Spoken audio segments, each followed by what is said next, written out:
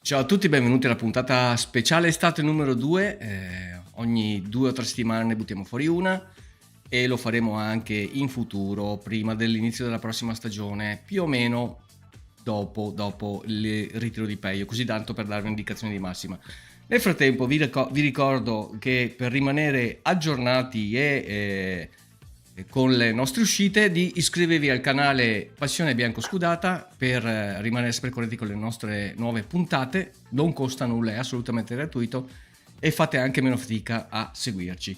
Detto questo, direi di partire subito con la puntata di oggi. Parleremo più che altro di calciomercato, perché c'è molta carne al fuoco, anche se si è mosso pochetto fino a questo momento. Ma partiamo subito con il calciomercato. Oh, eccoci qua. Allora, intanto facciamo subito vedere un po' qual è la situazione attuale con la nostra nuova grafica fornita da spadazza.com per tutte le vostre esigenze di grafica web e anche di logorio della vita moderna, diciamo. Vi facciamo vedere gli acquisti del Padova finora, che non sono molti, sono più che altro concentrati sul reparto giovani, tra virgolette, barra riserve. Allora, abbiamo Penta proveniente dall'Entigione, che è stato girato direttamente in prestito all'Arzignano, insieme a Castagnaro dello stesso Arzignano, che rimarrà in prestito all'Arzignano per questa stagione, quindi due nuovi acquisti che non passeranno neanche dal via, rimarranno in prestito nella società vicentina per continuare il loro sviluppo calcistico. Ho messo bonus FR, cioè bonus futura rivendita, nel senso che non sono note le cifre del loro trasferimento, non si parla di grandi cifre ovviamente, specialmente per Penta. Magari per Castagnaro può essere una cifra intorno ai 100-150 mila euro più bonus di futura rivendita, ovviamente, perché questo è una cosa che interessa in particolare alla società cedente come l'Arzignano. Poi è arrivato Bordoni dalla Lazio Primavera, difensore anche lui dovrebbe rimanere in rosa come under. Non sono sicuro se abbia 21 anni, forse neanche 20. E poi notizia di oggi è arrivato Zanimacchia dalla Cremonese l'anno scorso in forza al Modena, centrocampista di 27 anni, fatto e finito, 3 gol e 3 assist, è arrivato in svincolo. Pensate un po', nel senso che è un giocatore che valeva comunque 1 milione, 2 milioni, 3, forse anche 1 milione e 4, è arrivato in svincolo perché Giampaolo, giocando con il 4-3-3, fondamentalmente non aveva posto per lui in rosa per il suo ruolo, e quindi la Cremonese ha pensato bene di svincolarsi di questo stipendio abbastanza importante, vorrei dire tra i 4 e i 500 mila netti, stipendio che gli dovrà corrispondere il Padova invece, sebbene cifre un po' minori, perché è spalmato in 3 anni. Quindi diciamo Zanimacchia prende un nuovo contratto pluriennale di 3 anni, spalmando qualcosa, prenderà comunque grazie a questo scherzetto lo stipendio più alto della rosa, almeno fino a questo momento, e quindi arriva un giocatore di comprovata esperienza nella categoria, diciamo senza tema di smentita, vorrei dire. Poi ci sono anche 2 acquisti che sono stati formalizzati a gennaio e ve li segniamo qui sotto, appunto Silletti, difensore dell'Altamura, 28 anni, e Marcolini, figlio di Michele l'allenatore, centrocampista di 21 anni dal Trapani. Questo è lo stato di fatto per quanto riguarda gli acquisti attuali, insomma. 2 di questi comunque abbiamo già visto che non passeranno neanche dal via, quindi non faranno parte della rosa né delle liste. Liste che sono anche abbastanza importanti, perché poi facciamo un discorsetto su quello che è il numero degli elementi della rosa per quanto riguarda over, under, giocatore bandiera e quant'altro. Quindi andiamo a vedere invece le partenze. Le partenze sono in realtà al momento del tutto ipotetiche, nel senso che proprio per questo discorso del numero di over 23 già in rosa, già in essere adesso, erano 16 e adesso sono 17 con Zanimacchia, e per di più c'è anche Mosti in rampa di lancio, lo vediamo dopo. Già avremo riempito la lista degli over e quindi non ci sarebbero più posto per nuovi acquisti per quanto riguarda, diciamo, il reparto titolari, quelli di più peso ed esperienza, quindi è necessario fare un po' di posto, e fare un po' di posto vuol dire cedere uno di questi. Di Mariano, che appunto abbiamo visto nel corso della stagione scorsa fa fatica ad integrarsi con il 3-5-2, e con Calabro non prevedo che cambierà granché, se non niente, questa faccenda. Buon aiuto, anche lui è ancora un anno di contratto, 33 anni, l'anno scorso era praticamente separato in casa sia con Andreoletti che con Breda. E poi Papu, sappiamo benissimo la vicenda del Papu, come si sta muovendo o non muovendo. Fatto sta che come tutti gli anni ci troviamo lo sappiamo come sono le trattative di Mirabelli, ci troviamo sempre con degli esuberi che sono difficili da smaltire, diciamo così, usiamo questo termine. Non che Di Mariano, Buonaiuto, Papu siano giocatori scarsi, tutt'altro, è che sono stati presi specialmente Di Mariano e Papu, gli ultimi arrivati, insieme anche a Caprari, vorrei dire, in ruoli che non servivano alla squadra e che tuttora non sono nemmeno previsti nello schema di gioco di Calabro, quindi non si sa bene come si possano integrare in questa squadra qui, insomma. Quindi è più ragionevole pensare che vengano in qualche modo svincolati e ceduti piuttosto che rimangano. Per quanto riguarda invece gli ultimi tre, sono tre centrocampisti in forza alla primavera / prima squadra: Caporello, Tomiatti e Bacci, che probabilmente andranno tutti e tre in prestito, vedremo nel corso dell'estate.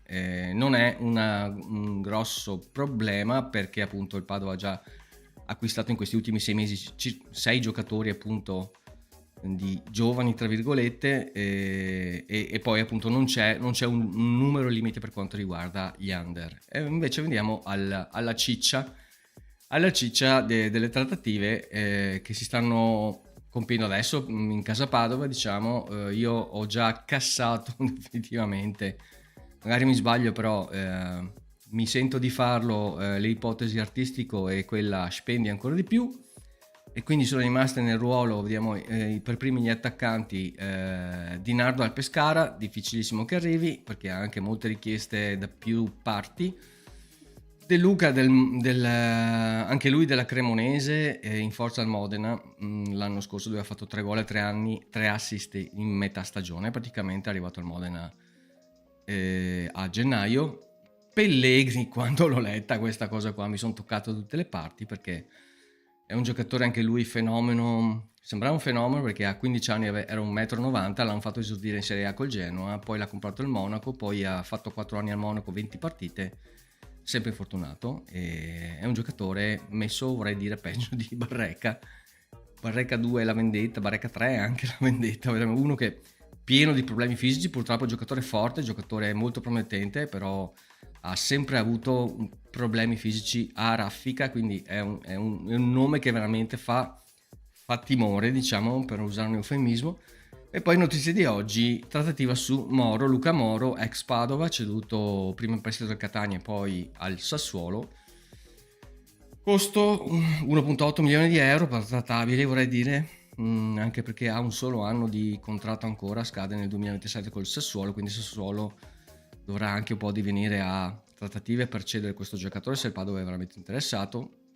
Non ha fatto annate strepitose in Serie B, in Serie A ha fatto 0 gol l'anno scorso col Sassuolo, perché ha giocato a spezzoni, diciamo. Negli anni precedenti aveva fatto al massimo 7 gol, quindi anche lui ha bisogno di fare ancora più esperienza in categoria. Poi trattativa Cerbone, ala del Casarano 18enne, che questo lo mettiamo nelle promesse seguite dallo scouting del Padova. Poi Leone è un giocatore della Juve Stabia molto forte, regista della Juve Stabia, che sembra che stia vendendo praticamente non mezza squadra ma tutta la squadra, a giudicare da quante sono le trattative sui giocatori della squadra napoletana. Vediamo se qualcuno ci rimane lì, però insomma Leone ha molte offerte, tra cui oltre il Padova anche il Pisa. Harder sembra in procinto di ritornare in prestito dalla Fiorentina, doveva andare al Modena ma il Modena lo voleva comprare, perché il Modena è allenato dal suo ex allenatore della Primavera, Galloppa, e quindi il suo allenatore lo voleva a tutti i costi, ma anche comprarlo. La Fiorentina non ha voluto venderlo, quindi probabilmente lo darà in prestito di nuovo al Padova. Fortunati noi, diciamo. Zuelli, giocatore che da una settimana e 6 giorni lo sento sempre meno, non lo so se sia fattibile tanto il suo arrivo, anche perché costa un paio di milioni e anche offerte dall'estero. Zanon, anche lui, poi lo vediamo, è un giocatore che costa molto, ed è un giocatore che secondo me è anche un po' in lizza con Kamate, quello successivo, che è il giocatore ala, quinto barra ala nel 3-5-2 dell'Inter Anthem di 3, dove ha fatto molto bene, ha fatto 7 gol e 4 assist in C l'anno scorso, 21enne molto promettente. Se di questi due ne arriva uno, secondo me, e siccome la differenza di costo è di oltre 2 milioni e mezzo, vorrei dire, secondo voi chi può arrivare? L'unica è che Kamate decida di andare al Palermo piuttosto che al Padova, e allora magari lì ritorna un po' più in auge Zanon, che costa molto. Poi notizia di questi ultimi giorni, non proprio di oggi, ma Mosti della Juve Stabia, che a me sinceramente piace molto, ed è un giocatore tosto, un giocatore forte, è un centrocampista veramente interessante. Lo testimoniano anche che ha fatto 8 gol e 2 assist, e ha una valutazione sorprendentemente bassa, forse anche perché ha 28 anni e non proviene da carriere importanti in categorie più superiori, però secondo me è anche sottostimato questo 0,6 milioni, è più verso il milione secondo me, visto anche il rendimento di campionato. E poi arriviamo ai difensori: Aurelio dello Spezia, Giorgini della Juve Stabia e Venturi del Venezia. Questi ultimi due, secondo me, uno esclude l'altro.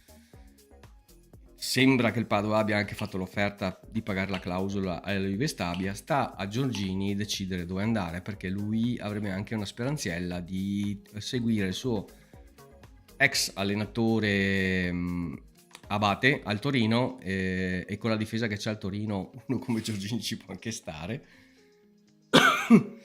e quindi o aspetti che alla fine rimanga in Serie B, però rischi di tirare lungo, oppure vai su Venturi, che costa 350.000 euro, te lo puoi anche portare a casa, è un buon difensore di 27 anni, diciamo, magari meno appariscente, meno emergente del precedente Giorgini. Quindi, detto questo, non ce ne sono altre. Adesso io vi chiederei anche a voi cosa ne pensate di questi giocatori in trattativa, o qualsiasi cosa relativa al calciomercato vogliate dire, tirate fuori voi pure l'argomento, insomma. Vai pure, Claudio. Ma guarda, nomi sì, sono stati fatti, e da qualche giorno che si sente così vociferare. Siamo partiti con Zanon, che secondo me è un grande, ancora qualche giorno fa, che sarebbe un grande prospetto. Chiaro che da quello che si è capito vuole dare precedenza giustamente alla Serie A. Mi sembra ci sia il Cagliari e anche il Lecce forse interessati, quindi magari se non andranno in porto queste trattative, potrebbe anche così ripiegare su rimanere in categoria in B e seguire il suo ex mister. Quindi noi abbiamo un piccolo aggancio, ecco, e per quanto riguarda il tecnico, quindi magari la speranza non è ancora così tramontata. E niente, tra tutti i nomi fatti, a me così Garba sarebbe importante, secondo me, il ritorno di Harder, ecco, io lo vedo come un fatto molto positivo. L'altro giorno leggevo che c'era il Modena in vantaggio, speriamo Sì. non sia, insomma, che sia... No, pare che sia proprio chiuso. No, è impossibile. Pare che sia proprio chiusa. Perché, come ha detto Enrico, il Modena voleva acquistarlo a titolo definitivo e la Fiorentina ha detto picche proprio no. Non ci stava, sì, quindi bene così, insomma, ecco. Che dire, io aspetto ancora, perché anche il discorso del giovane del Casarano, Cerbone, sempre un attaccante esterno, mi sembra di aver, così dalle informazioni che abbiamo avuto, Sì. È un'ala tipo, Eh, penso, sì, un Seghetti fa conto, ecco. Sì, esatto, sì, sì. comunque Seconda offensivo, ecco. punta. Ma 18enne dal Caserano non penso che lo prendano per... Cioè, se va bene per fare panchina stabile, ma forse anche per prestarlo, Esatto. per Io prestarlo. Poi Perché chiaro, De Luca è un nome importante, è un costo importante, però sarebbe forse la punta che secondo me serve, la punta di categoria, tu dici tra perché questi attaccanti che abbiamo visto qua, Di Nardo, De Luca, Pellegrini, Moro, ci vedresti meglio di tutti De Luca? io De Luca metto De Luca come preferito e poi comunque anche Di Nardo non mi dispiace, ecco. Eh beh Non l'ho sì, seguito tantissimo, però quelle poche volte che abbiamo avuto la possibilità di visionarlo, insomma, mi ha dato un'ottima impressione. Sono attaccanti che secondo me servono perché Bortolussi ha fatto il suo e anche molto bene quest'anno, sono mancati un po' tutti gli altri, quindi Lasagna, come ho detto qualche puntata fa, secondo me merita un'altra possibilità perché è un nome importante, è un attaccante di grande esperienza, però sai, avere un altro tassello importante con un'età anche nel pieno della maturazione, perché sono due di 27-28 anni, insomma, Di Nardo e De Luca, quindi secondo me sarebbero due pedine che mettono un po' così, fanno alzare le antenne anche ai nostri avversari, mettiamola così, dai. Chiaro, eh poi sì, vediamo sì. i giovani e vedremo. Io sono convinto che si farà qualcosa in difesa, per forza anche, e quindi adesso vediamo, insomma, dai. Siamo E ancora all'inizio, dei chiaro. centrocampisti, chi è che ti sconfifferà di più? Leone piuttosto Ma che Mostri, piuttosto che Zanon, mi pare di aver capito? sì, beh, Zanon, chiaro che è comunque un posto importante, è anche un nome importante. Leone, devo dire che così vedendo la Juve Stabia l'anno scorso, la stagione importante che ha fatto, non sarebbe male, ecco, del nostro pacchetto di mediana. Assolutamente no, assolutamente no. Ma ti dirò di più, ma Siamo tra i preferiti. Sentiamo anche Nick cosa dice, cosa Chiaro, ne chiaro. pensi partiamo per ruolo, attaccanti intanto. Mm. Moro o De Luca o qualcun altro? Beh, sinceramente, a me non dispiacerebbe se Moro tornasse, insomma, non sarei per niente scontento. Poi credo che sarà un po' difficile perché adesso non so esattamente l'ingaggio che prende a Alto. Sassuolo. Prende tra i 6 e i 700 mila euro Eh, netti e quindi anche lì quindi bisognerebbe accontentarlo, insomma, in qualche modo. ovviamente però anche lui ha un anno ancora di contratto, quindi va in scadenza tra 6 mesi e se lui trova Eh, 3 anni di contratto e si spalma come ha fatto Zanimacchia, diventano meno, però non sì, sì, diventano la sì. metà, Comunque ho ovviamente. letto che una minima possibilità ci potrebbe essere, perché il Sassuolo, da quanto ho letto, poi bisognerà vedere se è vero, è intenzionato in qualche modo a cederlo, perché non troverebbe tanto spazio. Quindi vediamo un attimo, però non mi dispiacerebbe lui. Poi ovvio che se non arriva Mauro, ma arriva De Luca, sarei comunque contento perché è un'ottima punta per la categoria, sinceramente. Sarebbe un bel passo in avanti, insomma, Sì, rispetto sì. a come siamo messi adesso.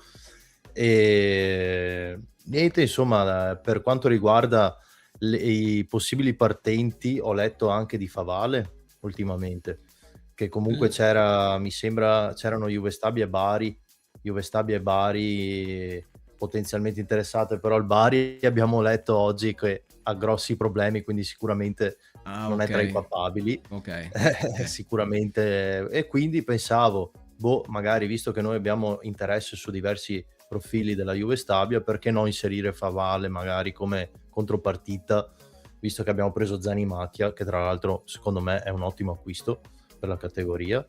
E chissà, Sì. magari inserire Favale come contropartita tecnica per arrivare dopo a un centrocampista, per esempio come Mm, Leone. sì, è Chi lo che sa. Favale era in A parte che è procinto, svincolato Leone. Leone è svincolato, sì. Leone E è allora svincolato. come Mosti, come Mosti. Mosti non è svincolato. Potrebbe essere una contropartita magari per arrivare a un giocatore che ci interessa della Juve stabile, insomma, tra quelli che avete già citato.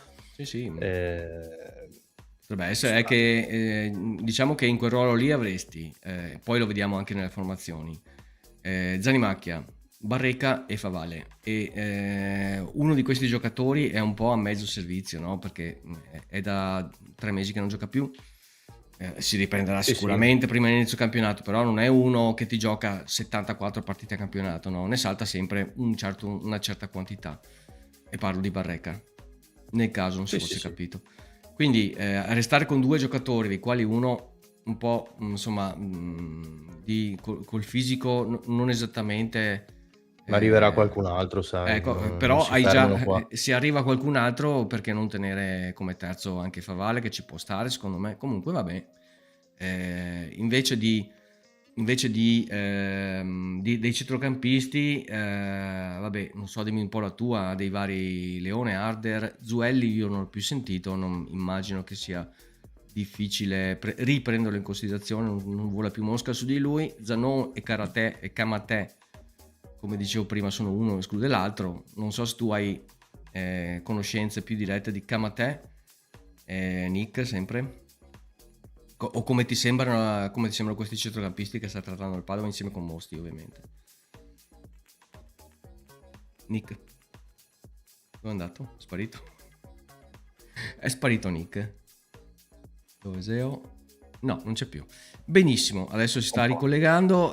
Finisci tu Claudio. Nel frattempo faccio entrare anche Corrado, che lo vedo era qua. arrivato anche Corrado, mi sembra. Perfetto. No, Nick, ti stavo chiedendo dei centrocampisti. Sì, è saltata la connessione. Ecco. Dei centrocampisti, tra Kamate e Zanon, anche secondo te sono uno a esclusione dell'altro? Ciao Ciao Corrado. Corrado. Ciao Corrado. Allora, secondo me Zanon purtroppo non arriverà mai. Penso anch'io. È troppo fuori portata. Cioè, è impossibile che arriverà da noi, secondo me. Poi, magari sono io pessimista, però lo vedo fuori portata al momento, in questo momento nostro. Ma guarda, ti dirò, è un peccato, però se arriva uno interessante e forte come sembra essere Kamate, che ha anche molte richieste, sarebbe un bel colpo. Soprattutto se a Kamate ci aggiungi uno come Mosti, che per me è un mastino, è forte proprio. Forte, cazzo. Mi è piaciuto tanto anche quest'anno. Quindi non mi formalizzerei più di tanto sul fatto di Zanon oppure no. No, infatti. E invece Zuelli anche lui sarà difficile. Sì, infatti, ma guarda, sembra che qualche settimana fa sembrava che alla Carrese non restasse più un'anima viva, adesso è la volta della Juve stabile che vanno via tutti, poi alla fine non si muove foglia. Il Padova sembra che compri metà Serie B e dopo ha comprato un giocatore fino adesso, quindi secondo me arriveranno altri prima di fine settimana. Spero bene, perché ormai è già ora di partire prima di sabato. Se non li prendono adesso non so cosa aspettano, quindi insomma arrivano. Bene. E invece parlando dei dove sono andati a finire, dei difensori, anche là Giorgini e Venturi secondo me uno esclude l'altro, data la differenza di prezzo, che Giorgini costa il triplo di Venturi, è più facile ipotizzare che arrivi Venturi, insomma, ecco. Detto papale, insomma, ecco, non so. Concordo. Non so come la pensate voi. Ma vabbè, detto questo, andiamo a vedere un attimo un po' le formazioni, come sarebbe questa squadra qua, non in 3D, magari in 2D, che riusciamo anche a farle un po' queste formazioni. Quindi vabbè, Sorrentino già a posto, Faedo sarebbe in lizza con Giorgini, difficile che arrivi per i motivi appena citati. Abbiamo una squadra di cecchi. Abbiamo una squadra di tutti con gli occhiali da sole, tutti con la faccia di Terminator, sì, perché ancora non ce l'hanno la foto con la maglia del Padova, quindi ho dovuto adattarli con un avatar di fortuna, diciamo. Va bene, Sgarbi oppure Giorgini oppure Venturi, diciamo, quindi però come titolare teniamo Sgarbi. Pastina, Aurelio, anche qua c'è poco movimento, c'è solo uno o l'altro al momento, insomma. Zanimacchi appena arrivato dovrebbe essere il titolare, penso indiscusso di questo ruolo. Zanimacchi che può giocare sia a sinistra che a destra, però al momento nella rosa il titolare è Capelli. In seconda battuta se arriva sarebbe Camatè, e appunto sì, questo giovane interessante. Zanon lo tengo per ultimo, è ancora trattato, però ritengo difficile che arrivi per i motivi appena citati. Se poi andiamo a vedere invece da destra a sinistra Fusi e Mosti, e qua sarebbe un grossissimo colpo prendere Mosti. Adesso non è che voglio cambiarli tutti i giocatori, però faccio vedere dove stanno le posizioni dei giocatori trattati. Arde dovrebbe tornare al suo posto in mezzo al campo, Varas e Zuelli qua, ecco, questo è un ruolo che secondo me è molto vago al momento, perché Zuelli secondo me non arriva, quindi tuttora c'è Varas nella posizione. E per poi il momento. Per il momento sì.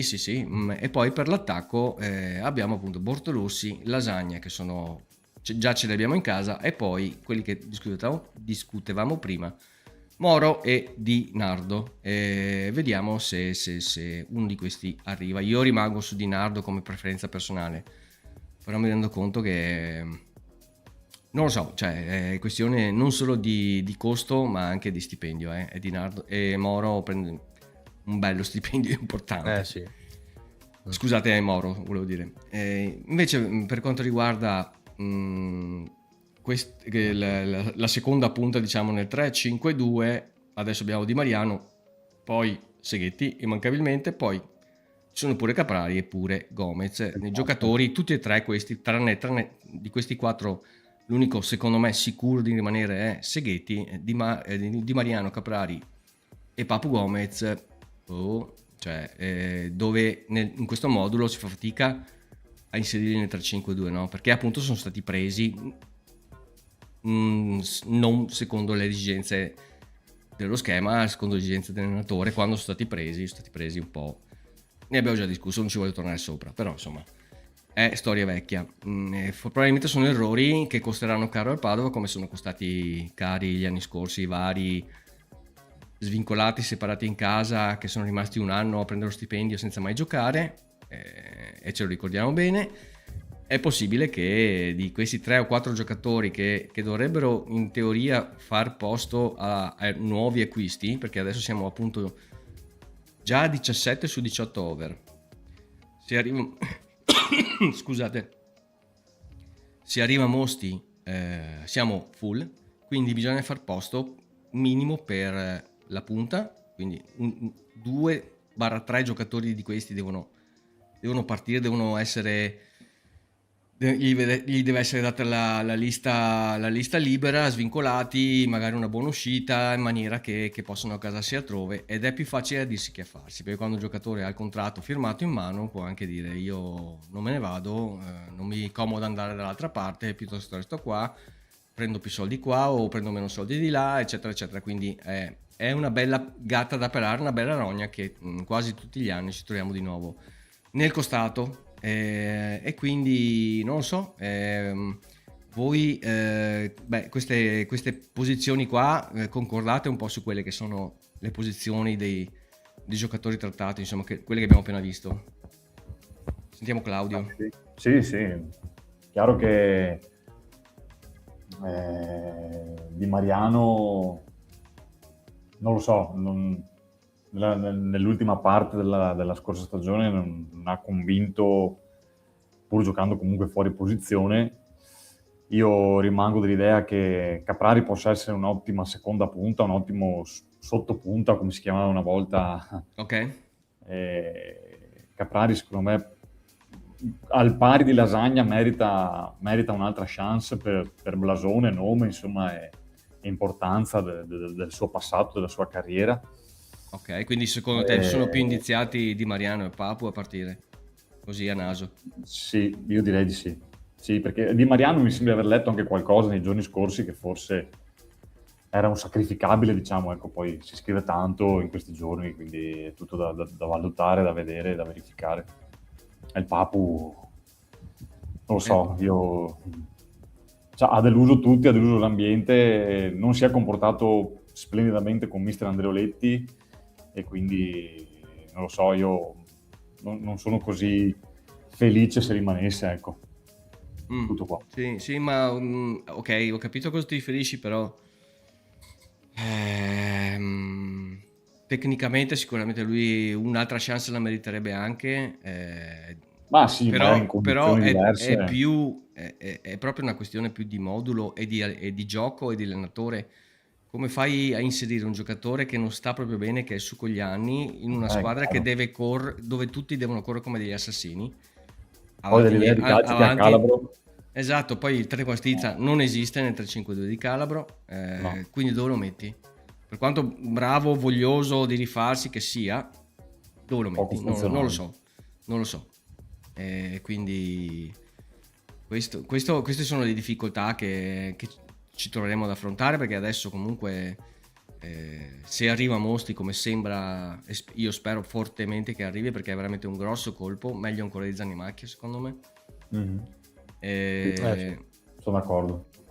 Siamo full e non c'è quantità di giovani che puoi cedere per far posto, devi per forza far spazio con i vari Di Mariano, con i vari Papu, magari con Favale come dicevamo prima, magari con Faedo, tutta gente over che potrebbe servire o anche no al nuovo allenatore, quindi ce n'è di ciccia da insomma sacrificabile da trattare, però non è facile farlo, perché normalmente nessuno se ne vuole andare, o è difficile convincere la gente ad andare, quindi è più facile dirsi che a farsi, insomma. Purtroppo sia per loro, che mi dispiace anche che vadano via chi più chi meno, ma anche per il Padova stesso, che comunque si troverà già in difficoltà di suo a finire questo calciomercato, che adesso è solo all'inizio, insomma, perché a volte è più difficile cedere o comunque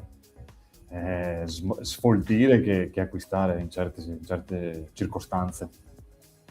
Sì, assolutamente sì, perché poi magari ti capiterebbe anche l'occasione di fare un affare, di prendere un giocatore interessante, però non hai più posti in lista. Esatto. Perché Tizio non vuole andare, Caio vuole restare, per tutti i fattori esterni, diciamo, quindi è difficile. Ma sentiamo se anche Corrado vuole commentare un po' questo calciomercato che sta andando un po' a rilento. Ma guarda, ti dico, io commenterò il calciomercato quando vedrò la squadra sul campo. Per adesso lascio che altri facciano il loro lavoro. Mi concedo una battuta: la settimana prossima partiamo per il ritiro. Qualche amico mi ha detto vabbè dai, in albergo basteranno un paio di camerate. Sì, in effetti, Comunque, sì, basta anche un camper, porta via quel camper, dormono in autobus. Cappeggio. Comunque, battute a parte, ecco, una parola volevo dirla sul caso di Papu Gomez. Io credo anche che non sia stato trattato benissimo, perché comunque è vero, c'erano molte aspettative su di lui, è vero, ha un po' deluso, forse neanche tutto per colpa sua. È vero, non è un tipo di profilo che serve al Padova, cioè noi con quei soldi lì ci prendevamo un difensore che ci serviva come il pane l'anno scorso. È anche vero però che stai parlando di un giocatore di un altro livello, stai parlando di uno che comunque ha vinto un mondiale, comunque ha fatto anni di Serie A, comunque trattarlo male non è un atteggiamento che mi piace anche da parte della società, anche perché tenete presente che comunque il Papu Gomez è sempre uno influente nel mondo del calcio. Dopo rischi di trovarti con giocatori che non vogliono più venire a Padova perché c'è un certo dirigente che non si comporta proprio in maniera precisa, diciamo. Ecco, sì. Non so se la sua avventura sia arrivata alla fine a Padova, io spero che se resta possa dare il suo contributo in maniera importante. Se dobbiamo ritrovarci in una situazione come quella dell'anno scorso, a questo punto è meglio che se ne vada, con dispiacere, perché purtroppo la nostra piazza si conferma ancora non completamente matura per certi tipi di giocatori, mi permetto di dire questo, ecco. Poi per il resto lascio la parola a voi se avete qualcosa da aggiungere, se no possiamo anche leggere un po' di messaggi dalla Sì, chat. dai, cominciamo a leggere qualche messaggio dalla chat. Allora, partiamo con Tommaso Luise che dice: De Luca mi piace, mi preoccupa solo che non abbia mai fatto una stagione da più di 10 gol. Confido nel fatto che faccia giocare bene la squadra. Poi, Sì, è vero, non è uno che ti fa 20 gol al campionato, però è uno che solidamente 10-12 gol te li fa in Serie B. abbiamo Bortolussi per i 20 gol al campionato. Ecco, a posto, quindi a posto così, va a fa culo anche Haaland, non lo vogliamo, abbiamo Bortolussi. Haaland, dai, Dio, cosa ti serve? Sta fermo. Sì, infatti, gli rimbalza il pallone addosso, segna da fermo come ha fatto col Brasile. Sì, gli tirano addosso il pallone, gli rimbalza addosso, fa gol. Sai, noi abbiamo un allenatore che vuole una squadra che corre, Haaland è lì fermo, gli arriva il pallone, tira una bordata, però è fermo. Vabbè, a parte delle cazzate. Matteo Dalmaso dice: perché no artistico? Giro la domanda a voi, io non ho seguito tutto il discorso. Perché costa una botta di soldi, ma adesso non so se vuoi rispondere Nick, per me è perché costa una botta di soldi, è fuori mercato per i Padova, ma per altre, anche per altre società.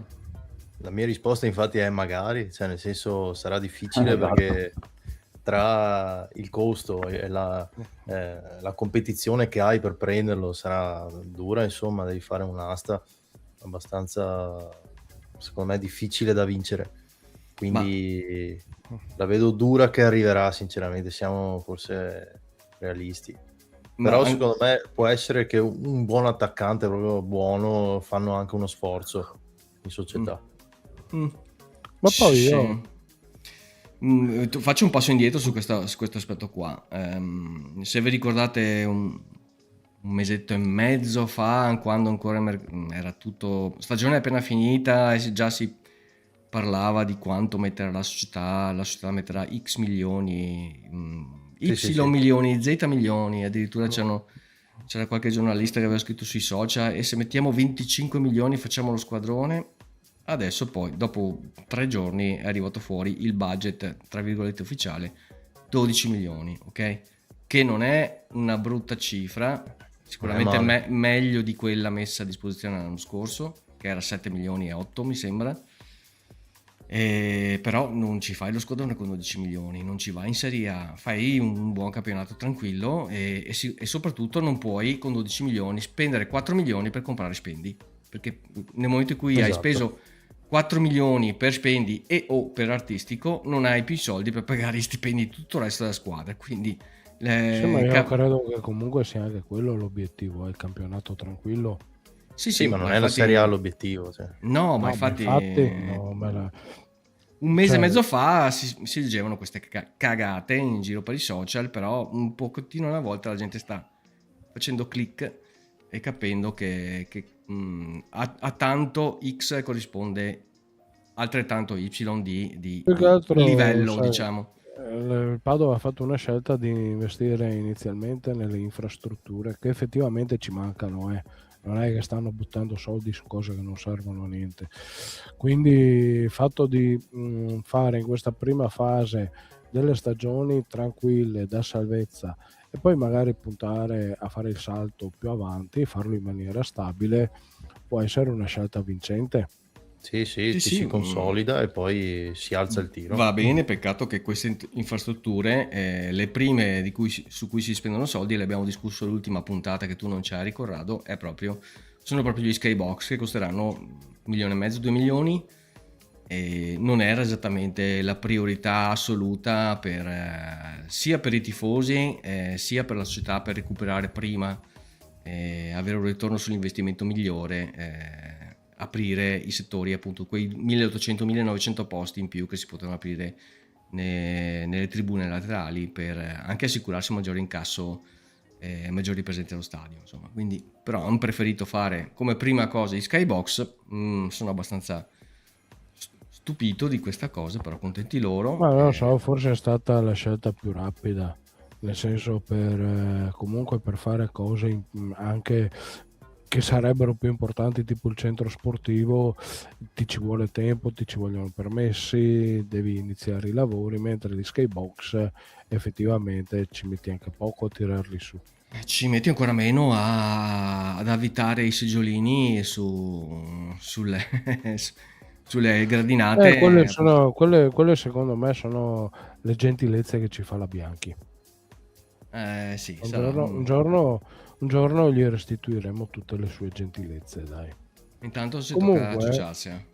ecco, quello che che volevo chiedere io, ma Artistico è figlio di Ciccio Artistico? No. Non c'entra niente neanche No, avevo già cercato sta cosa, Corrado.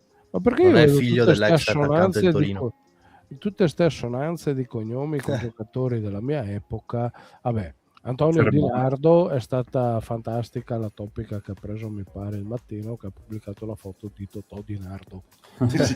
Ok, avevamo Ravanelli che non c'entrava niente con Ravanelli della Juve, abbiamo Artistico che non c'entra niente con Ciccio Artistico. Vabbè, forse è meglio anche così. E ce ne Comunque, faremo una ragione. Ci sono cognomi plurimi in giro per l'Italia, insomma. Bene, comunque quindi aspetta, no, vai, ho vai. finito i messaggi. Lucera dice Caprario e Seghetti, io lo terrei, fra parentesi, riferito a Seghetti, possono fare le seconde punte con Lasagna, che non è un centravanti anche se si può adattare. Serve almeno un centravanti. De Luca non sarebbe male, certo. De Luca non sarebbe male, no, però bisogna capire se c'è la possibilità che arrivi.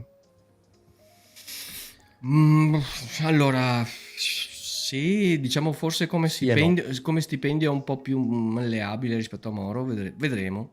Magari può anche essere appunto che spalmamenti Poi, vari, voglia di Moro di tornare, poi non so se ce l'ha perché non mi è molto chiaro se è andato via proprio bene dal Padova quando se n'è andato al Sassuolo. direi di no. Ecco, quindi vedremo. Però una cosa va a favore di Moro, che il suo procuratore è Beppe Riso, e quindi vuol dire molto con Mirabelli questo, insomma, ecco. Può anche darsi che si metta anche nell'ordine degli idee di tornare a casa. Vedremo, insomma. Speriamo. Sempre Lucera dice bene Harder, ma si è messo nel suo ruolo che non è il regista, quindi serve un regista. Beh, perché non è regista? In realtà lui ha giocato pochissimo da regista, e poi quando ha cominciato a giocare da regista si è pure fatto male, in quel di Modena se non ricordo male, e ha giocato, è vero, la maggior parte del tempo l'anno scorso come mezzala con Andreoletti, e ha giocato poche partite come regista, però secondo me sarebbe il suo di ruolo, perlomeno il ruolo in cui ha giocato la maggior parte del tempo finora. È chiaro che è all'inizio della carriera, però non è che non ci può stare come regista. Poi vabbè, Pirlo è più forte, va bene, lo sappiamo. Pirlo non gioca più, cioè, no, vedi, a sto punto Antonioni era ancora più forte, dai. Okay. Cioè, no, vabbè, sempre Lucera poi dice vabbè, io sacrificherei Di Mariano, inadattabile nel 3-5-2, non è un quinto e neanche una seconda punta. C'è un plebiscito per Ciccio Di Mariano, veramente, e mi dispiace anche, però insomma è un po' fuori ruolo, è Però è la verità. Innegabilmente è fuori ruolo, perché lui dovrebbe stare su una squadra che gioca a 3, insomma, dai. Comunque avrebbe bisogno di un terzino dietro, capito? Sì. Con due esterni e lui davanti. Sì. Daniele Giro dice a centrocampo prenderei sia Mosti che Leone. Sì. Ed aggiunge poi comunque acquistare parecchi giovani di proprietà fa ben sperare per il futuro. Sì, poi vedremo, insomma. Adesso sì, uno di quelli nuovi acquistati è quello del Trapani, mi sfugge il nome, va bene, che appunto non so se rimarrà in rosa oppure verrà ceduto di nuovo in prestito, 21enne Marcolini, appunto, figlio di Michele, e lui sì che è parente, e quindi vedremo se rimarrà in rosa, però non ho sentito che sia trattato per uscire, quindi può anche darsi che rimanga in rosa al momento. Ecco. Poi c'è l'ultimo messaggio, e qua vorrei aprire un po' un discorso, perché a me queste cose, sai che mi piacciono tantissimo questi messaggi, no? Allora, Ciclone Ian, uno di noi, 5847, nome un po' complesso, vabbè. Se fai 5.000 abbonamenti a Padova fai tanto. L'unico anno recente in B con tanti abbonati è stato l'anno di Cestaro che aveva preso il mondo. Caccia era l'ultimo colpo. 5.000 abbonamenti a Padova sono tanti. Allora, Mm, io credo che dobbiamo fare un discorso, perché a Padova, l'ho detto anche tante volte ai diretti interessati, e lo ribadisco qua perché non ho nessun problema, a Padova voi pensate troppo in piccolo e questo è il vostro più grande problema. E dico voi perché io me ne chiamo proprio fuori da questo modo di pensare e di vedere le cose che avete. 5.000 abbonamenti, il cazzo mio ti fai, ok? 5.000 abbonamenti, allora se a Padova crei il giusto entusiasmo, ti diventa piccolo anche Lugano, ti è diventata piccola la curva e nessuno pensava di riempire fino a un'ora prima che cominciasse la partita con l'Empoli, la prevendita della partita con l'Empoli. Quindi è ora che la finiamo anche con questi discorsi della piazza difficile, perché sinceramente stanno diventando, stanno rompendo il cazzo, dai, stanno rompendo il cazzo sti discorsi. L'anno di Cestaro, che aveva preso il mondo, ti ricordo, forse tanti hanno anche la memoria corta quando gli fa comodo. L'anno di Cestaro noi avevamo 5.000, un po' meno di 5.000 abbonamenti per un motivo, perché c'era la tessera del tifoso che era appena stata imposta per fare l'abbonamento e la Fattori l'aveva boicottata in massa, quindi parliamo di quasi 3.000 persone. Se no saresti andato ben oltre i 5.000, anche ben oltre i 6. Ecco, io dico che adesso c'è la situazione giusta, c'è l'entusiasmo giusto, a prescindere dalla squadra che verrà fatta, è stato fatto un lavoro importante sulla piazza e io credo che si possa andare ben oltre queste cifre. Poi, ripeto, se volete continuare a pensare in piccolo, continuare a fustigarvi, a ripetere che tanto a Padova non si fa più di tanto, fatelo, ma state lontano da noi. State lontano da noi, ragazzi, perché avete rotto i coglioni con questi discorsi che fate da 30 anni che non hanno portato a niente. Avete sfondato la minchia. Scusate la diplomazia che ho utilizzato.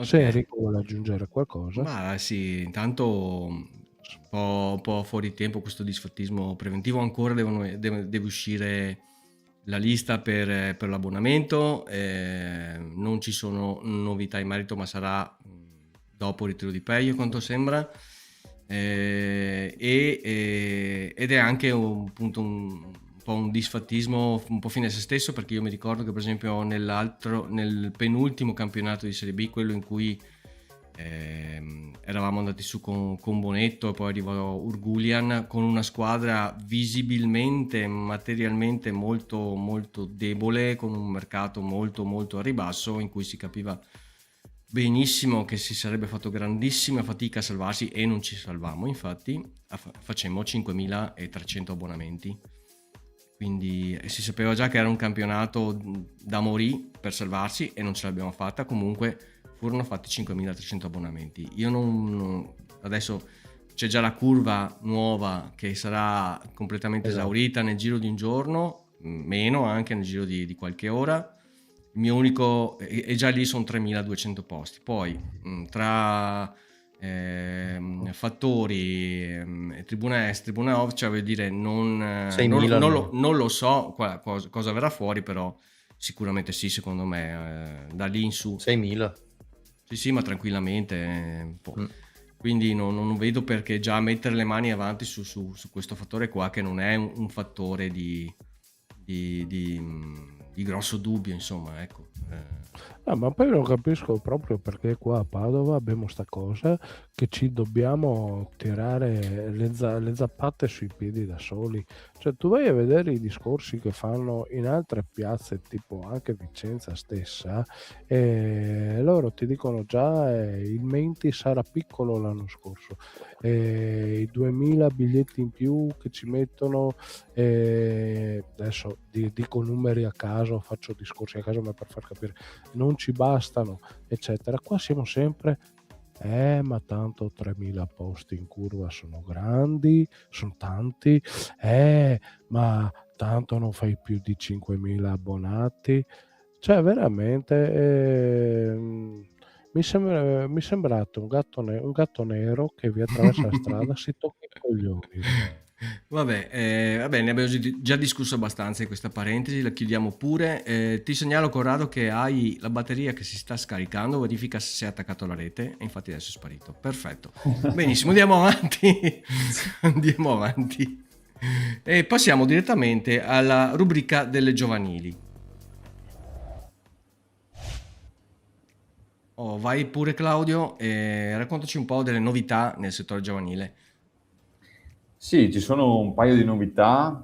C'è stato l'avvicendamento, la novità più importante finora è l'avvicendamento alla guida della primavera. Non so se avete sentito, ma mister Cincione, insomma, ha salutato, il Padova ha così valutato il cambio tecnico ed è stato ingaggiato Cherubin, che è un ex biancoscudato, l'anno scorso era alla guida del Sud Tirol Primavera, ha fatto un buon campionato, insomma è arrivato Beh, ha giocato nel Padova nel 2019-20, sì, mi sembra. in due occasioni mi sembra, una anche nell'ultima Serie B, l'ultima volta in Serie B e Sì, sì, è vero. è la C del 20, insomma 19-20, ecco. Sì, comunque ha avuto anche esperienze in Serie A, se non sbaglio, Atalanta, Regina, adesso non ricordo ben tutte le squadre, Sì, però sì, sì.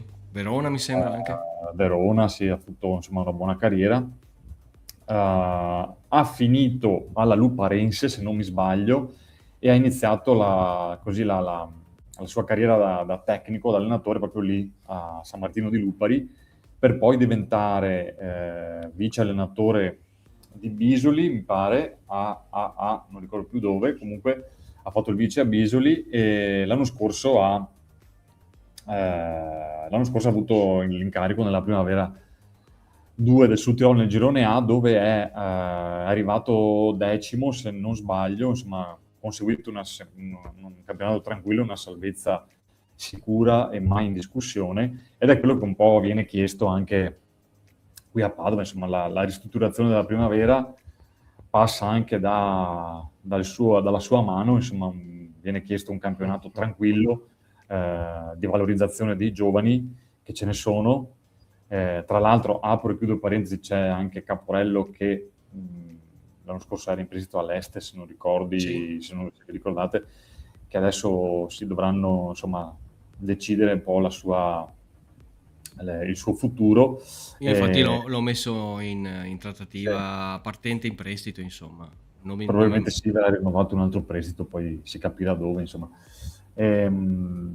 Niente, insomma, sì, tutti ci auguriamo che non ci sia lo stesso campionato dell'anno scorso, insomma, dove abbiamo conseguito una salvezza tragica, ipersudata con il derby, insomma, a Venezia. È fortunata. È un po' fortunata, sì, insomma, si possa arrivare all'obiettivo quanto prima, insomma, magari sorprendendo anche con qualche risultato positivo, come era stato negli anni scorsi, insomma, sotto la guida di mister Rossettini e prima ancora con Toni, ecco. Niente, poi novità per quanto riguarda lo staff non ce ne sono ancora, deve essere ufficializzato, lo sarà nei prossimi giorni, a breve, vedremo chi rimarrà per quanto riguarda collaboratori, preparatori atletici, preparatori portieri. A quanto pare lascia Elisa Camporesi invece all'Under 16 dopo 2 anni. Secondo me ha anche fatto un ottimo lavoro, ha fatto un paio d'anni veramente molto buoni. Non so se si vada nel calcio femminile vero e proprio da dove lei proviene, oppure se ha qualche altro incarico. Vedremo insomma nelle prossime settimane cosa ci riserverà. Novità grosse non ce ne sono ancora, anche perché comunque per le giovanili, a parte la primavera, è anche presto. C'è solo una notizia da dare. La settimana scorsa, non so se qualcuno anche dei nostri amici da casa ha sentito che il Padova ha praticamente in gestione le strutture di Albignasego, Sì, sì. anche l'intervento di mister Sabatini. A quanto pare non ci sono più i campi a Noventa Padovana. Io ho sentito dire non è ancora ufficializzato nulla.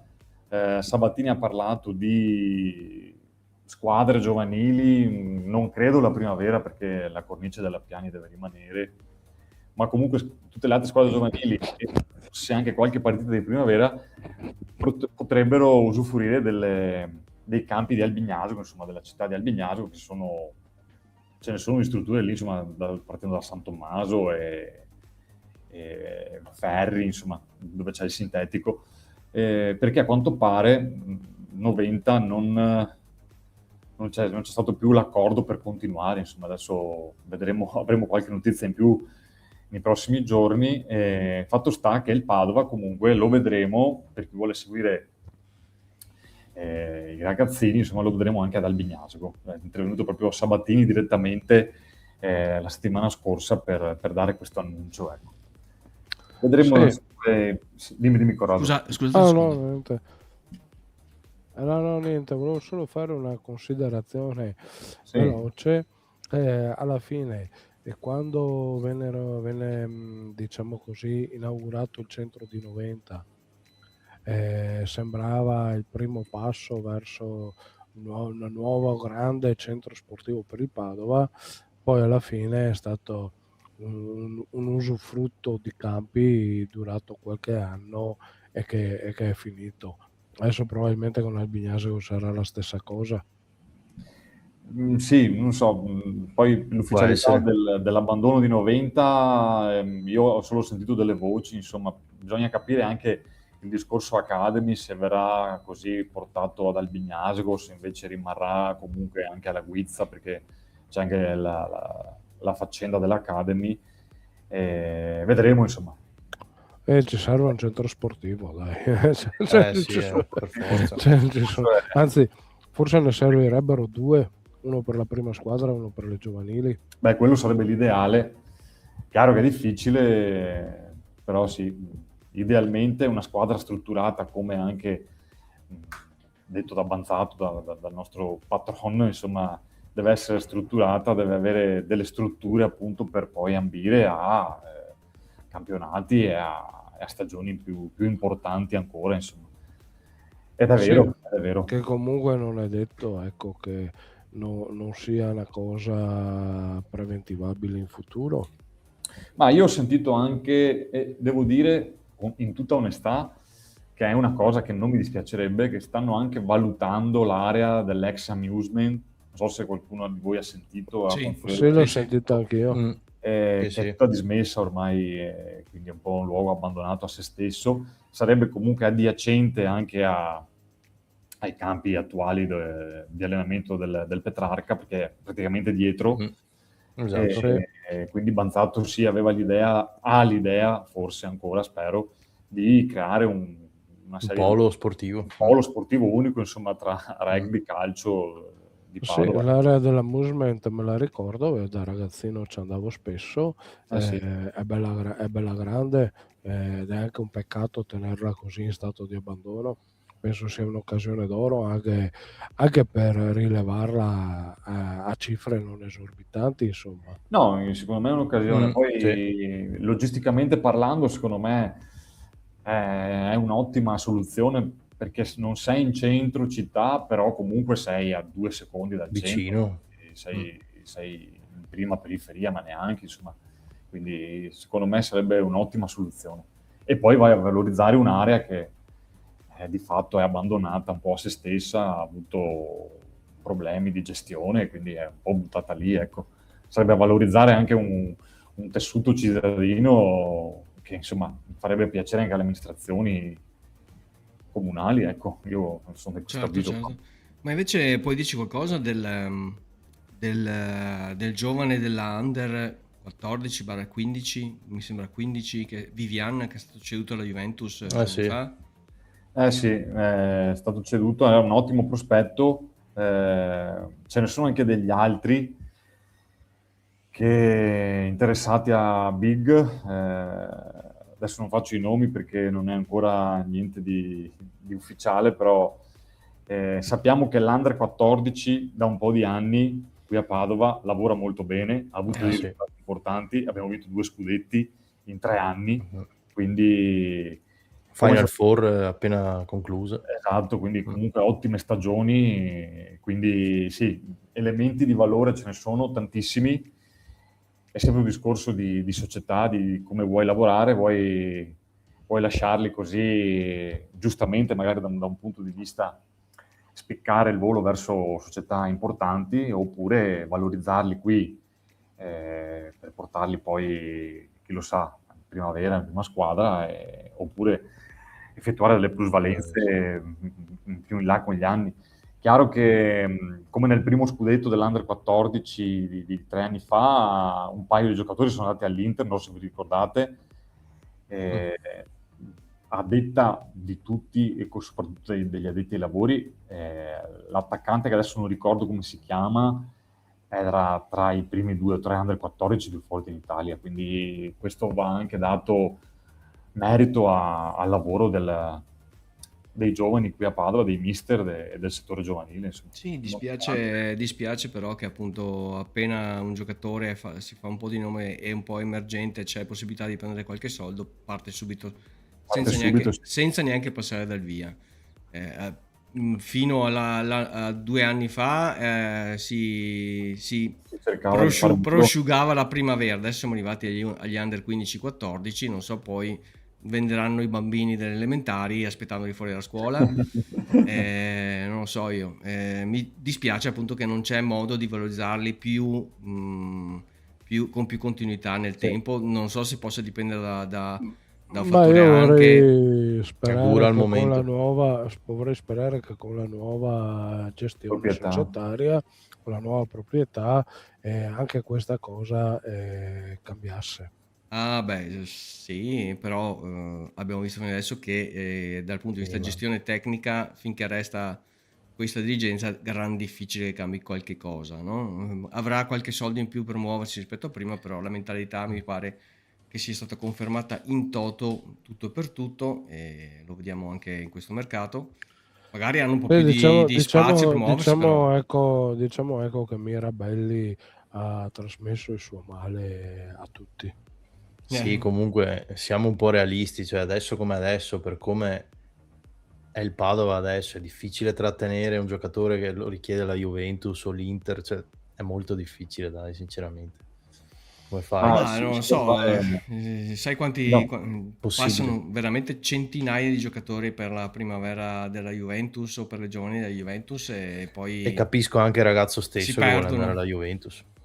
Si potrebbe fare un discorso, ma scusate se vi interrompo, ma un discorso più ampio, ma ci vorrebbe una puntata sul fatto della riforma. Ah beh, quello sì. Dei giovanili, che quello sicuramente. C'è qualcosa da rivedere. Sì. Insomma. Basta vedere anche il Borussia Dortmund, cioè, ci sta fregando un sacco di ragazzi.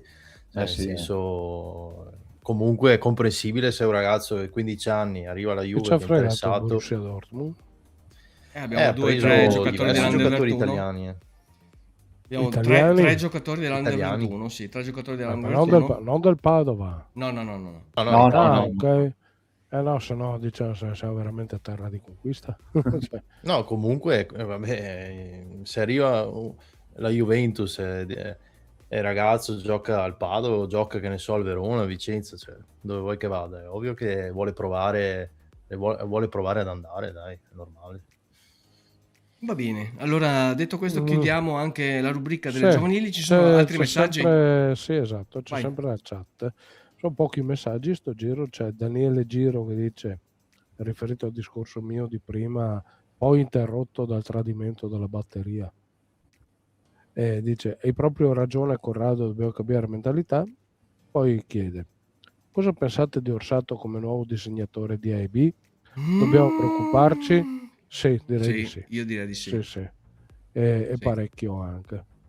Chissà come mai certi personaggi che gravitano in quelle latitudini là hanno sempre il manichetto giusto per entrare dal portone principale, eh? Vabbè. Chissà. Dopo quando parliamo dei mondiali ti farò un discorso che spiega in parte anche questo. Va bene, intanto vediamo. Comunque, Lucera dice che Albignasego in condivisione col Woman Calcio Padova. Sì, è vero. È vero, sì. Sì, Ci sono sì. anche, Me sì, l'ha c'è detto anche un il- amico che ha il figlio che gioca all'Albignano. E poi aggiunge che Under 14 credo che le società abbiano poco potere. I Esatto. giocatori non sono vincolati e le società parlano direttamente con i genitori, che era È la proprio questo. riforma di cui parlava Claudio. Esatto, è proprio questo il tassello da valutare, insomma. Però ci Allora, voleva sì, una puntata, ma forse quello 2. io non mi Ma sono ricordo d'accordo. esattamente la normativa cosa Per quello dice, che però è possibile. a memoria, vado a memoria, a 14 anni si svincolano in automatico, ma qua stiamo parlando di un giocatore di 15 che avrebbe dovuto avere contratto nuovo, se no era già andato via. Comunque aveva sottoscritto un contratto nuovo, no? Perché questo è anche andato via. Quindi è stato ceduto, sarà perché l'ha chiesto la Juve, sarà perché la famiglia ha spinto, ma anche il Padova ha preso i suoi soldi, non è che è andato via Certo. e Vabbè. ciao. È Sicuramente. andato bene a tutti alla fine. È andato bene a tutti. Sì, sì, ma voglio dire, si continua a far cassa anche così, insomma, ecco. Purtroppo siamo Per già forza. siamo già agli Per under forza. 15, va bene.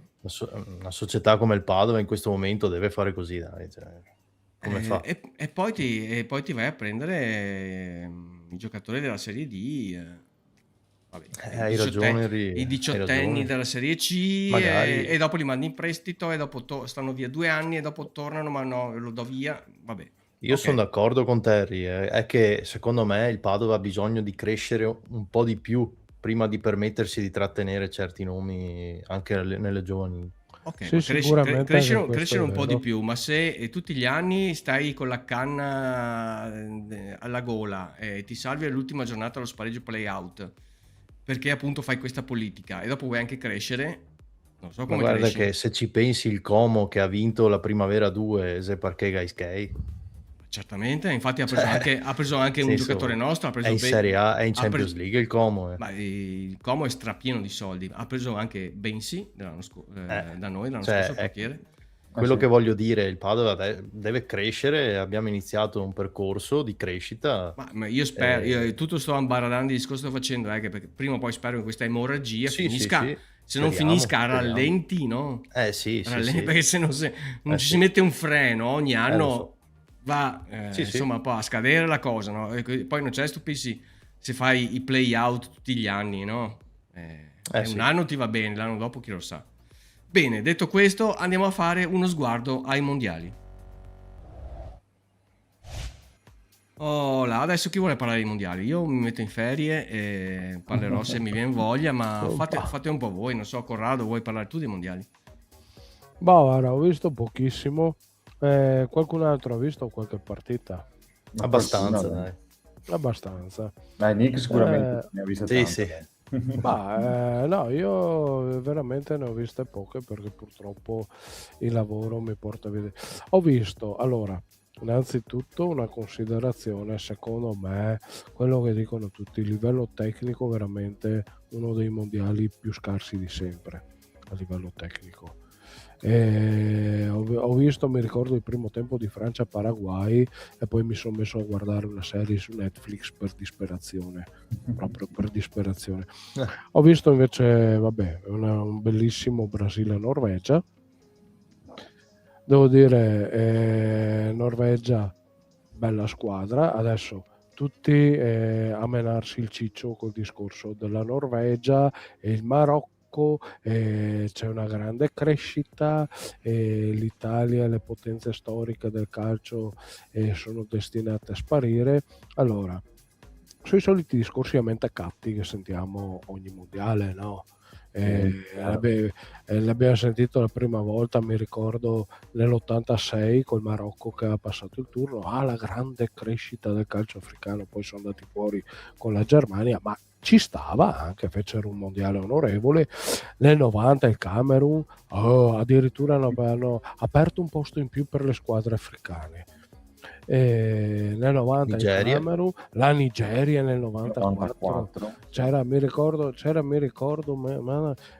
cosa mi avete fatto tornare in mente? Un signore che viveva qui a Padova, originario di Pescara, che ripeteva continuamente, veniva in bar, ripeteva continuamente, secondo me i mondiali li vince la Nigeria, e continuava con sta Nigeria che doveva vincere i mondiali. Poi c'è stata la Bulgaria che è arrivata in semifinale. Spettacolo. Niente, i famosi mondialisti, no? Si fanno le seghe con i mondiali. Veramente, secondo me perdono diotrie con queste situazioni qua. Io invece vorrei analizzare la questione in maniera un po' più obiettiva. La Norvegia oggi è un'ottima squadra, va detto. È stata anche fortunata col Brasile, va detto anche questo, contro uno dei Brasili più scarsi della storia. Esatto. Però sicuramente. nonostante questo ha avuto almeno 5 occasioni grosse il Brasile per passare. Ha un gran giocatore che è Haaland, che io guardavo la partita l'altra volta, continuavo a ripetermi che è un sopravvalutato e mi ha smentito alla grandissima. Io riconosco i miei errori, mi ha smentito alla grandissima perché mi ha cacciato una doppietta proprio da fuori classe, da quei giocatori che non toccano una palla per 80 minuti, poi ne toccano 2 e fanno il disastro, fanno venire giù lo stadio. Robe proprio Van Basten, spostati, capito? È il 9, è il classico 9. Sì, ma lui è proprio quei giocatori che non fanno un cazzo per 80 minuti, poi gli arrivano 2 palloni, sono 2 gol. Fine, cioè è una sentenza. Tanto onore, gran bei giocatori. Faccio fatica un po' con i nomi, perdonate. Odegaard, ma anche Odegaard, gran bel giocatore. Madonna. Ma anche l'altro Moretto, come si chiama? Nusa. Ah, sì, Nusa. Un esempio, insomma, che l'immigrazione qualche volta porta anche qualcosa di buono. Posso dire una cosa, Corrado? Sì. La Norvegia, dal mio punto di vista, è la squadra che in questo momento è la squadra completa, nel senso che ha tutto quello che il calcio attuale richiede, cioè 2 esterni forti che puntano e un attaccante tra i primi 2 o 3 al mondo. Insomma. Sì. E anche tanto fisico. Esatto, dietro non è impeccabile secondo me, perché appunto ha lasciato molto al Brasile, ha un Brasile modesto dal mio punto di vista, però ha, diciamo, dal centrocampo in su tutto quello che attualmente il calcio richiede, quindi 2 esterni forti e un attaccante. Sì, io sto discorso qua lo sentivo anche fare dai commentatori Rai, ha detto una cosa che condivido, peraltro. Ha detto che allora non è una squadra di fuori classe, tolto Haaland, anche Odegaard, ragazzi. Però per il resto non ha sti grandi fuori classe, ma sono tutti giocatori che messi insieme si completano. Sì, è vero, ma se posso aggiungere qualcosa per quanto riguarda non tanto il mondialismo, voglio solo sottolineare un fatto, che adesso nei quarti di finale ci sono l'Inghilterra, la Francia, la Spagna, e poteva esserci benissimo anche il Portogallo, il Belgio, e poi adesso questa sera è stata inopinatamente, a un certo punto stava prendendo 2-0 contro l'Egitto, è passata l'Argentina vincendo 3-2 negli ultimi 10 minuti, mio sommo gaudio. E quindi alla fin fine gira le potenze storiche, tra virgolette, si confermano in massa le potenze europee. L'unica che ha deluso è la Germania, che è andata fuori in maniera inopinata, secondo me. Il Brasile anche il Brasile ha deluso. Il Brasile ha deluso, ma io parlavo delle europee. Il Brasile ha deluso, sì, un po' perché è meno forte del solito, del suo livello tecnico solito, ma anche perché aveva 4-5 infortuni importanti, che non è facile dire vabbè, chi se ne frega. Comunque il Brasile, scusami, è da qualche mondiale che delude, diciamo. Ma io infatti volevo anche aggiungere questo a vostro, di che sono tutte cose giuste che dite. Quello proprio che ha detto Enrico, alla fine, se guardi, tolta la Norvegia, che è una cosa un po' inusuale, tutto il resto sono potenze calcistiche. Beh, il Belgio, con tutto il rispetto, non è mai stata una potenza. Adesso No, ha una buona generazione, ma No, adesso però comunque è una dai, squadra che nelle no, no, non ha prime mai beh, è vinto 8 una niente. del mondiale solida c'è squadra stato, europea Sì, che ma da 10 anni, da quando ci sono le classifiche da ranking FIFA, è stata prima diciamo, sì, nel ma non ecco, è una ranking FIFA. potenza, No, non non ha ha mai vinto un vinto cazzo, niente il però è Belgio. sempre no. stata Ma Allora, non è alta, una diciamo. potenza, sì. non è una potenza sicuramente, non è una Vabbè, Germania, non è non parlo un'Argentina. neanche che manca l'Italia, no? Perché già lo sappiamo, però La Norvegia è al posto eh, d'Italia. cioè, le No, squadre... quello che voglio dire non è una potenza, è vero, però comunque è una squadra che fra le prime 8 c'è arrivata più di una volta, qualche volta anche fra le prime 4. È arrivata anche terza, Mentre ecco, la Norvegia due volte è è una arrivato novità, terzo il è una Belgio. novità Sì, assoluta. anche la Svezia era arrivata terza. Sì, sì. Sì, anche la Bulgaria è arrivata quarta. Esatto, quindi cioè, Anche la Turchia è arrivata terza nel mondiale più corto appunto, della appunto. storia. Però ecco, io quello che penso è che la Norvegia oggi sicuramente sta attraversando la sua generazione d'oro, come in parte la sta avendo il Marocco, forse anche l'Egitto, anche se forse l'Egitto è un po' al tramonto, mi pare siano un po' più vecchiotti del te. Ecco, io tutto questo cambio generazionale lo vedo molto come un fatto generazionale, cioè in Italia, in Brasile e in parte anche in Germania c'è una generazione di giocatori attuale che è scarsa, perché non possiamo dire, l'Italia comunque poteva andarci al mondiale, sì, perché la Bosnia non era irresistibile, ma comunque secondo me non avrebbe fatto tantissima strada. No, Il, no. Bra- il Brasile è parecchio scarso rispetto agli standard a cui siamo abituati, a cui ci avevano abituati. La Germania sono 3 mondiali e fa cagare, diciamoci la verità. Secondo me, o prima o dopo, torneremo anche a vedere un grande Brasile, anche una grande Italia, è questione di tempo. Ma sì. Ci sono dei problemi strutturali nel calcio italiano, certo che ci sono, ma allora io, come ho risposto oggi a uno, vatti a vedere il sistema calcistico e il calcio argentino, ti accorgerai che è ancora più marcio di quello italiano, che ha problemi ancora più grossi, eppure sono campioni del mondo in carica. Giocano tutti all'estero. Giocano tutti ma è quello che faranno anche gli italiani forti. Ma infatti volevo Su- arrivare a questo io, sinceramente Corrado, volevo arrivare a dire che se il calcio italiano non si rivoluziona, non si sistema, io spero che i giocatori italiani vadano tutti all'estero. Beh, è quello che è quello che ci Sta già meritiamo. accadendo, Pian piano, da sì, un pian po' di piano, anni. sì. Palestra. È quello Pian che piano, ci sì. meritiamo. Sempre di più succederà. Comunque stasera non l'ho vista la partita, però un'Argentina che mi dicono aver passato il turno con tanto di furto, direi che è una cosa un po' tipica della loro storia. Quando stasera dici il furto? Sì, no, sì. Non l'ho vista. Io non l'ho Il visto. gol del 3-2 mi dicono viziato da un fallo. Iniziale. Onestamente, è chiaro che io non sono l'Argentina d'accordo. Le partite... Io ho visto gli highlight. Io ho visto tutta la partita, non è stato un furto. L'Egitto ha sbagliato dopo il 2-0 a chiudersi negli ultimi 20 metri e ha lasciato la partita in mano all'Argentina, che ha fatto il 2-1, e poi da lì è cambiato tutto, è cambiata la partita. Sì, l'Argentina non ce l'ho troppo in simpatia dal mondiale del 90.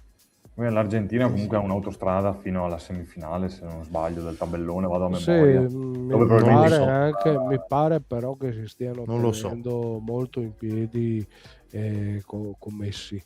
Non lo so, sai se è un'autostrada, Claudio, perché se gioca così... Sì, no, è chiaro, poi, perché ha fatto comunque anche fatica il turno precedente, se non ricordo. Sì. Ha vinto 3-2 con Capoverde. 3-2 con Capoverde supplementari. Sì, non è perforabile in difesa, non sono molto solidi. Secondo me che segnano sempre tanto. Sennò sarebbero un po'. Adesso hanno Messi che sta battendo gli ultimi colpi, è la vincente di Colombia-Svizzera. Esatto. Sì. La Colombia non è un bel cliente se dovesse. No, infatti per quello che ti dico. La Svizzera? È tosta anche la Svizzera. È tosta, però sai, guardando il tabellone appena finita la fase a gironi, ho guardato subito il tabellone e ho detto Madonna, l'Argentina sulla carta va in semifinale dritta. Sì. Per il discorso che facevamo prima, che noi abbiamo in testa che ci sono alcune squadre che Sì. sono inferiori e altre che sono superiori a livello di storia, di tradizione, però Ma non è sai, proprio così. l'Argentina, allora io non voglio sembrare quello che si accanisce, però l'Argentina ha rubato tanto nella storia dei mondiali. Ha rubato veramente. No, vabbè, mondiale del 78 che secondo me che tutti accusano, ma la finale è stata la partita più pulita. Il mondiale politico. Sì. Cioè, la partita col Perù è stata uno scandalo che grida ancora oggi vendetta. Sì. 6-0. Mondiale dell'86 lo strameritarono, però il gol con l'Inghilterra, parliamoci La mano. chiaro, lo devi annullare. Poi uno mi dirà sì, probabilmente Maradona quel giorno te ne avrebbe fatto un altro, che è vero, assolutamente, non voglio togliere niente al merito, però dato di fatto è che sono andati avanti con un gol di mano. Mondiale del 90 ha superato il turno con un salvataggio di Maradona sulla linea di porta Con di la mano mano. contro la Russia. Sì. E poi vabbè, la semifinale con l'Italia è stata secondo me uno scandalo, chiusi in difesa a picchiare per 90 minuti. Si lamentano della finale che gliel'hanno rubata, per me hanno reso giustizia e basta, non ce li ho particolarmente in simpatia, ecco. C'è una storia Ne sui avevamo mondiali la del sensazione. 90, Corrado, che il Eh? presidente della FIFA era Avalanche e Sì, non ha mai così, non voleva augurarsi di premiare un'altra volta l'Argentina, perché anche nell'86 c'era lui. E sì, quindi che è dicono che abbia brasiliano, fatto... giustamente. Esatto, brasiliano, ha detto, no, qua la finale la deve vincere la Germania, insomma, c'è un romanzo su questa cosa qui, ecco. Sì, ce ne sono tante di cose. Quello, beh, ecco, parlavamo prima della corruzione, no, che è presente nel calcio. Direi che l'entrata a gamba tesa di Trump è stata qualcosa di meraviglioso. Beh, sì, ma io voglio lanciare una provocazione su Mamma questa cosa mia. qua, perché è inusuale e irrituale il fatto che venga chiesta una revisione su una munizione, un'espulsione sbagliata. perché allora... Ma perché è un'eccezione, nel senso, siccome una volta che il referto dell'arbitro è scritto non viene più cambiato. Però Esatto. se di contro questa eccezione politicamente fatta, diciamo, politicamente spinta nei confronti di Infantino, aprisse la possibilità di rivedere delle decisioni evidentemente sbagliate, perché poi abbiamo visto che anche con il VAR non sei mai sicuro che l'arbitro confermi delle decisioni sbagliate, oppure che il VAR non intervenga quando ci sono delle decisioni sbagliate. Io la prendo anche in senso positivo, nel senso non è mai successo che c'è stato un cambio di referto in questo modo qua per interferenze politiche, però di contro potrebbe essere anche una cosa positiva, nel senso che nei confronti di chiunque, per tutti, mica solo per gli americani, per tutti, si apre la possibilità di fare ricorso verso decisioni palesemente sbagliate. Palesemente intendo che c'è la prova televisiva. Però scusami, ma questa è proprio una cosa contro, è proprio una cosa contro il regolamento. No, ma infatti, cioè, se adesso che hanno aperto questa porta lo rivedono il regolamento oppure rimane una roba a cazzo così? Perché no, rimane. Sembra che l'UEFA voglia prendere provvedimenti anche in merito. Posso fare una provocazione nella provocazione? Possa scavalcare la FIFA onestamente, però posso fare una provocazione nella provocazione senza buttarla in politica? E se avesse chiamato il presidente iraniano cosa sarebbe successo? Gli dichiaravano guerra. Nessuno. Non l'avrebbe cagato nessuno. No, lo cagavano e come Infantino faceva così. Chi è? Ah, ciao. La provocazione non gli rispondeva neanche. Chi è il presidente iraniano? Nessuno sa se è vivo o morto o chi cazzo è, perché poi mettono un cartonato con il turbante, questo è il presidente. Comunque ci siamo capiti, dai. Basta che vado a Marghera, prendono una delle tante donne che gira col burka. Anche se quello austriaco chiama non risponde. No, ma infatti il modo in cui è successo è pienamente discutibile, però mi chiedo se poi questa cosa può aprire a scenari futuri diversi. Perché... Ma guarda, ti rispondo io, no. Fa letteratura. No, perché è stata palesemente come si può dire, un favore, chiamiamolo così, che Corruzione. Non è che corruzione è un favore Beh, che insomma. Infantino ha fatto a Vabbè, Trump. la cosa sicura è che Vabbè, Infantino... allora, corruzione è quando L'ha tu corrotto. L'ha corrotto. metti dei soldi lì non c'erano. Chi lo sa, tu lo sai, io no. Quindi Beh, vedendo Trump, secondo me si può mettere anche un detto. favore da qualche altra Guarda, parte. la cosa sicura è che Infantino ha fatto una figura di merda e la cosa Sì, mi è un rende, coglione, mi rende è un fe- coglione mi rende totale. felice. Mi È rende un felice. coglione Adesso, totale, adesso infatti. Trump deve premiare il vincitore, non so se avete sentito, va lui a consegnare la coppa. Si è, Sì. si è autoproclamato così. Vabbè, Ma guarda che secondo me Nick dice c'è stata corruzione. Guarda che conoscendo Trump, secondo me se gli avesse dato dei soldi te l'avrebbe detto chiaramente. Cioè, questo non è che nasconde le cose, che dice no, come ti ha detto per il Venezuela, no? Non è, gli altri presidenti andiamo a esportare la democrazia. Lui no, ci serviva il petrolio, siamo andati a Magari un prendere- giorno ascolteremo la telefonata e ci faremo 4 risate. Trump può Infantino. essere, secondo me te lo dice, guarda, ho pagato Infantino e abbiamo rivisto. no, non c'è bisogno di pagare niente qua. Si può anche pagare in favori, non è che si paga con soldi e basta. Sì, però uno te le dice le cose, cioè, a quella cosa lì di positiva, non nasconde niente. Niente è gratis in sto mondo. Sì, Perfetto, beh, sicuramente, perfetto. ma comunque la domanda che vorrei farvi. Io vedo bene la finale Francia-Inghilterra, voi cosa ne pensate? Io penso che la Francia si deve suicidare e perdere il mondiale, cioè perché è nettamente favorita, però deve stare attenta col Marocco, molto attenta. Sì, deve stare Francia è attenta. nettamente favorita, però il mondiale 2 volte di fila, non lo so, statisticamente l'abbiamo vinto solo noi. Quindi. Beh, il mondiale l'ultimo l'ha vinto l'Argentina. Ha Sì, fatto 3 finali? Sarebbe Sì. la terza finale? Sarebbe no, non lo so, io... No, la Francia no, sicuramente è la più forte sulla carta, sono d'accordo. Però Sì, che vada sì. a vincere ancora, non lo so. Sì, scusami, che vada a vincere, non lo so. Ma secondo me Inghilterra Spagna... in semifinale ci arriva, secondo me passa con la Norvegia. Magari fatica ma passa. La Spagna non ho visto bene. Io ho visto ieri Spagna-Portogallo, non mi è piaciuta granché la Spagna. Ha giocato meglio, ha tenuto meglio il campo il Portogallo, e pur giocando in 10, perché sappiamo che Cristiano Ronaldo vuol dire giocare in 10, nel senso che lui sta fermo lì davanti ed può essere sempre pericoloso, è pericoloso, però tornare indietro non torna indietro, aiutare la squadra non aiuta la squadra, è la squadra che deve giocare per lui, quindi già è un po' Spagna contro 10 giocatori e più uno, diciamo, che fa un po' quel cazzo che vuole. Però nonostante tutto il Portogallo ha giocato un ottimo primo tempo, secondo me meglio della Spagna.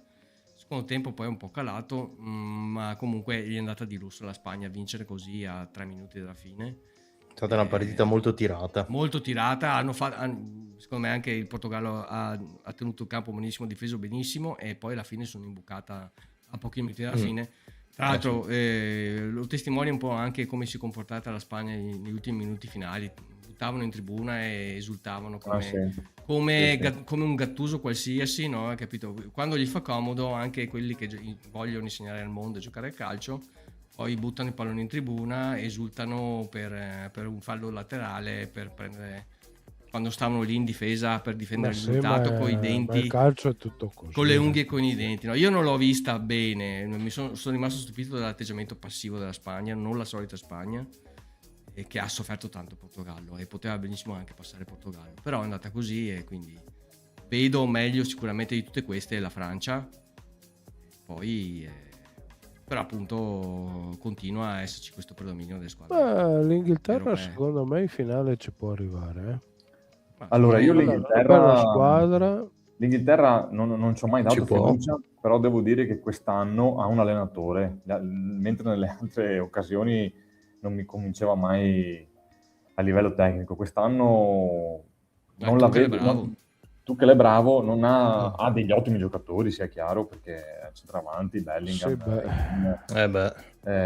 quindi non manca niente.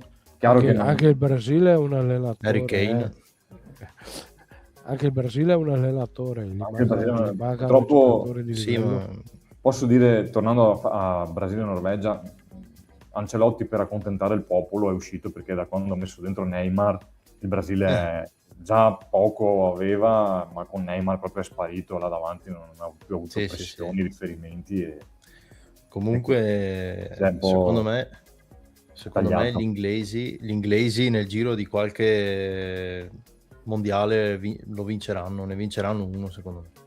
Può essere, sì. Anche Sì, per la anche legge dei perché grandi numeri. Io spero di no. hanno delle giovanili fortissime, molto forti. Una volta o l'altra, it's coming home. Ecco, Esatto. tutte le volte lo dicono Sono e anche non campioni gli avanzano europei under mai. 21. Hanno Io vinto spero- l'europeo under 21. Sì, anche. sì, per carità. Io spero di no, sincero. Cioè, Vabbè, può essere lo vincano, ma spero di no, perché mi stanno più sulle palle degli argentini. vabbè, nessuno spera ovviamente, però Sì. non lo so, secondo me avranno una generazione forte molto presto. Sai che cosa hanno di bello? Hanno gli stessi colori del Padova. Sì. Sì. Quello. È vero, è vero. Ho visto un video su YouTube di un tifoso inglese che si è meravigliato del fatto che noi abbiamo gli stessi colori dell'Inghilterra.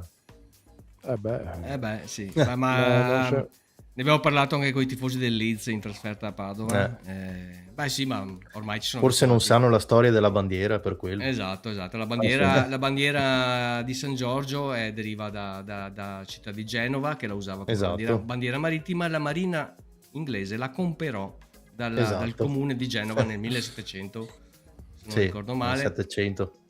E quindi poi ovviamente prima è stata Genova, poi Milano, Padova e Esatto, altri altre 5-6 comuni in giro per l'Italia. Bologna anche. Sì, altri 5-6 Sì. comuni in giro per l'Italia nel corso del Sì. Medioevo l'hanno adottata in tempi più o Come meno loro recenti. bandiera. Sì, quindi, però già Sì, Padova insomma, ce l'aveva già nel 1230-40, una roba del genere. insomma, ecco, la questione è sempre quella che gli inglesi andavano ancora a caccia di marmotte quando noi già coltellavamo Giulio Cesare. Sì. Sempre lì si va a finire. Giulio Cesare aveva fatto in tempo pure a invadere i cacciatori di marmotte, quindi già ce li avevano in casa i romani. Comunque, benissimo, siamo arrivati al minuto 90, abbiamo fatto la nostra partita anche oggi, chiudiamo con i mondiali e vediamo appuntamento. E intanto, però, prima andiamo ai saluti. Intanto, hola. Perfetto, quindi c'è qualche altra domanda dalla chat o passiamo ai saluti C'è finali? solo un messaggio finale di Lucera e dice: per me Francia è squadra di un altro pianeta, un pelo sotto Sì, Spagna sì. e Inghilterra, Argentina un pelo sotto. Sì, sostanzialmente è quello che pensiamo anche noi. Esatto. Ecco. La Francia si deve suicidare praticamente. Sì. Oddio, nel calcio non è mai detto. No, ma quello è il bello. per quello. Nel 74 l'Olanda di Cruyff sembrava lanciata sì. un trionfo mondiale. Anche l'Ungheria si è mangiato un mondiale. L'Ungheria 20 anni prima, noi nel 90. Sì. Noi nel 90. Benissimo. E dopo eravamo questa già campioni del mondo. vincerà il Belgio con tripletta di Lukaku in finale. Esatto. Giusto per Entrando dargli un all'85. contentino anche a questa generazione Col d'oro del Marocco. Belgio che non ha mai vinto un cazzo. E vediamo cosa succederà. Chi vivrà vedrà. Tempo qualche Guarda, giorno. non succederà. Se vincesse il mondiale la Norvegia, ti giuro che metto fuori la bandiera. Ce l'hai pure? No, me la compro su Amazon. Te la compri, perfetto. La espongo fuori per simpatia. Vabbè.